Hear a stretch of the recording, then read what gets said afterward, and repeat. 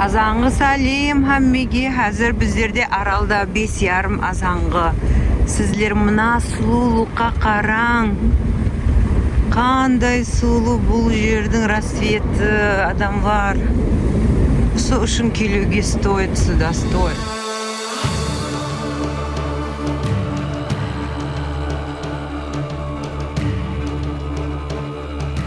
Какая красота!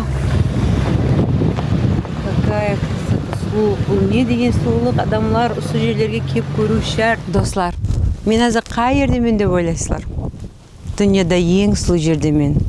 Қарақалпақстанымызда, Мойнақта, Арал деңіздің қасындамын.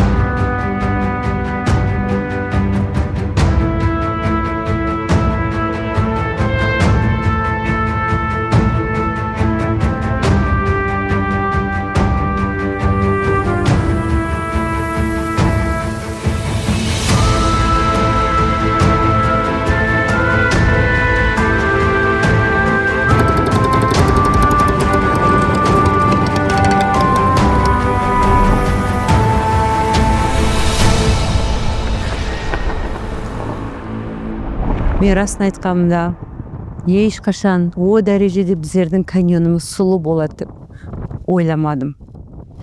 Азаңғы 5-те тұрып, ұсаққа келу жүда арзиді, еш өкінбеймен. Себебі бұл күсі жылдың ішінде саяхатымыздың арасында ең сұлу көрген жер.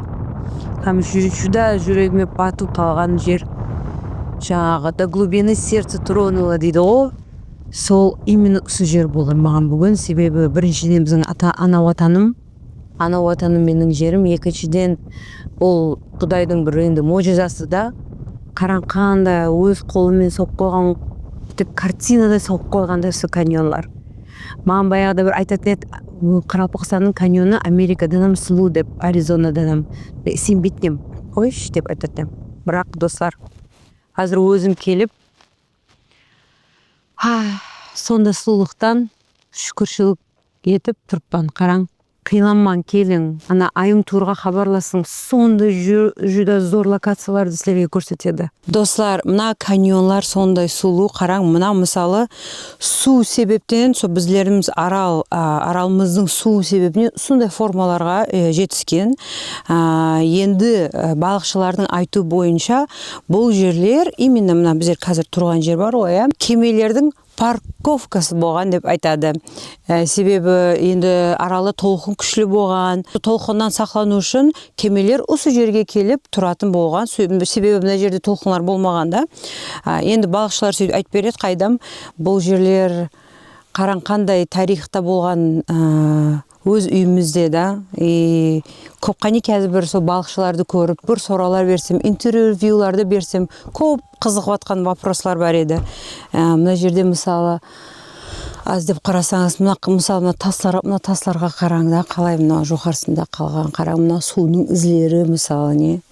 Бұл мojиза ғой достар, ана біздердің аралымыз. Біздер айланып болдық, күн шықты. Біздер енді қазір жаңағы лагер или мейманхана бетке барып, завтрак жеп, кейінгі мәнзілімізге жолға шығамыз достар. Кеттік.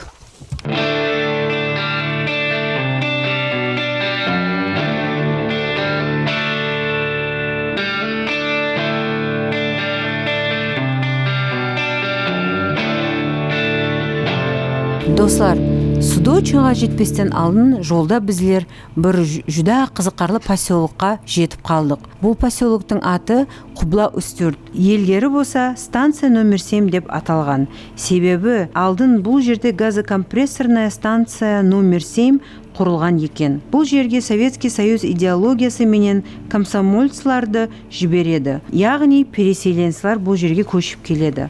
Сол уақытта бұл жерге осы поселок құрылады. Себебі компрессорный станцияда жұмыс істейтін адамдар керек болғаны үшін көп переселенцлер бұл жерге көшіп келеді. Бұл жерге Советский Союздан әр жерден адамдарды алып келген. Олардың бұл жерде іші піспеу үшін көп қолайлықтар жаратылған. Зерікпеу үшін клубларда болған. Бұл жердің транспорты болса самолет болған. Сенесіз бе? Бұл жерде өзінің аэропорты да болған.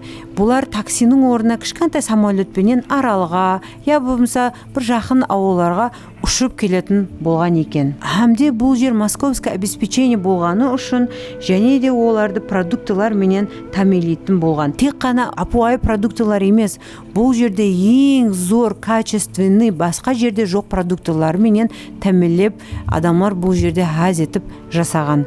Қазір болса уже ешкім қалмаған ол уақыттан. Бұл жерде 1% орыс, 2% қарақалпақ, қалғанлары болса әмесі қазақтар. Қазіргі заманда бұлар түйе бағып, маллар бағып күн көреді. Себебі уже баяғыдай жұмыс жоқ.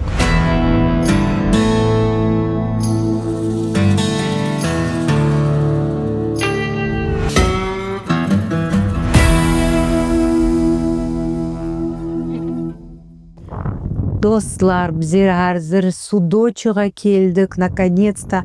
Мен бір ойлайтын, Судочы бір кішкентай бір речка қамыслар менен елған, оказывается, бұл үлкен, сонда үлкен амде су озеро екен.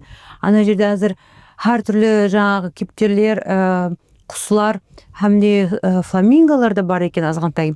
Мен фламингола үлгермедік деп ойлап едім, яқ, үлгердік па деп ойлап атпас, түс көреміз. Әділбай ағамыз әзір біздерді Судочыға лодка деп шығады, я? Кейін қаршы шешеміз ба? Кетем. Шүге ма? Яқшы азалама су. Ана плавинки бар, плавинкіге дейін барамыз ғой. Қайдасың ғой ауыздан. Ал достар, біздер әзір мына мотоциклге мініп Судочыветке барамыз. Достар, Судочыға баратырмыз. Мына жерге қараң, ане лодка тұрды. Дақалесі су қамыстың арасынан мінеміз. Мұ қараң. Ой, азғантай шай қалып атыр, қорқып атырпын. Мұнда ағамыз айдап атырды. Бірақ азғантай қорқыншылы. Расын айтқанымда, бірақ яман сұлу қамыслардың арасында лодкеде отырып кету яман сұлу болады екен. Бірінші мәрте көруім мұндай. Достар, бірақ стоит па, не стоит? Обязательно стоит. Обязательно стоит.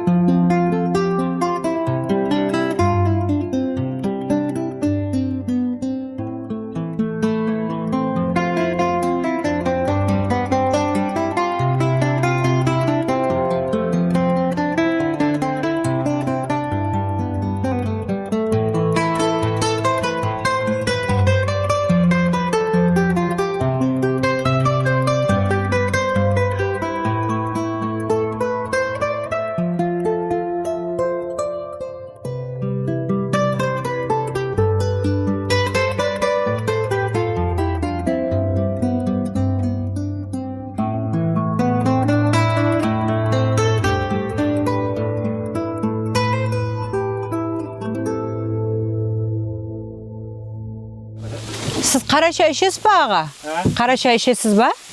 Қарашай қасып қойған шай берейін ба? Сондай шай ішесіз ба? Ішем. А, Қайда ішем, күшекті ішем. Біздер сүтпенен жақсы көреміз қара шай. Түмірғанда, Сүтпенен. түмірғанда, Ауа? болды ба, Түйенің Түйе бар ғой. сүті түйе бар ма? Кім сауады? Өзім сауады. Ва, баракалла.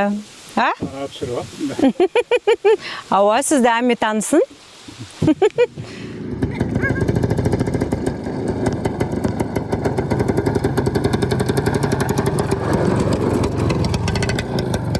Мына жерлер үйлерді болған, переселенство жасаған. Уже үйден есат қалмады, бірақ бұл озераның қасында жасау зор шығар. Қараң. Және ана бір жерде да қараң бір үйлер ескі нелер қап кеткен көрініп тұрған болса. Ал мынау болса қараң шолан болған өз уақытында бұл жерде мұз балықларды сақлайтын болған. Яғни холодильник десе де болады. Енді қазір енді есат емес. Ешкім болмағаннан кейін, бірақ ішіне кірмең деді, жылан бар екен. Содан кейін мен көрмеймін, мынандай сілерге көрсетіп кетемін ашма. Қорқынышлы. Негізі жүдә қорқынышлы. Бірақ жаңа біздер қайықта ұшып хәз еттік. Себебі сонда қызық затларды көріп қайттық біздер. Экстрим адреналин дейді ғой. Біздер ал саяхатымыз үш жерде таусылды. Мойнақ, Судочи бетте. Соның үшін қазір бізден өкіске қайтып баратырмыз. Әмеге рахмет. Кейінгі санымызда көріскенше. Мен үміттемен сіздерге біздеріміз саяхатымыз Қарақалпақстанда ұнады. Әмде лайкты басуға, комментарий жазуға ұмытпаң. Әмде достарыңызбен де бөлісің әлбетте. Рахмет сіздерге.